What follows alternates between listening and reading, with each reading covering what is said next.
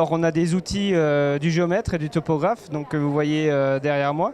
Donc des outils très traditionnels, très anciens, le théodolite, qui est utilisé depuis le début du XXe siècle. On passe à côté à l'outil le plus moderne en fait, qui est utilisé actuellement, qu'on connaît assez traditionnellement en tant que grand public parce qu'on s'en sert dans nos voitures, c'est le GPS. Sauf qu'on va utiliser du matériel qui nous permettra d'obtenir une bien meilleure précision que le matériel grand public avec des mesures à quelques centimètres près.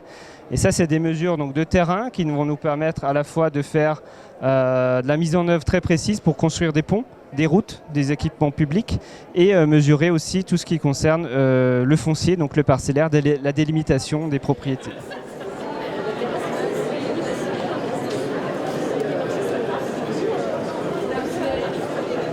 Alors, c'est un appareil de mesure météorologique qui mesure le confort thermique qu'un corps humain ressent à un endroit donné.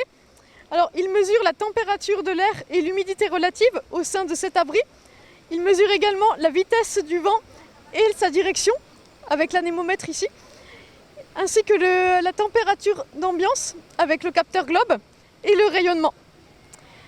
À partir de ces variables, on va pouvoir calculer ce qu'on appelle des indices de confort thermique afin de voir si le corps humain est en état de potentiel stress thermique ou non. Ça nous sert à évaluer la dangerosité d'une canicule.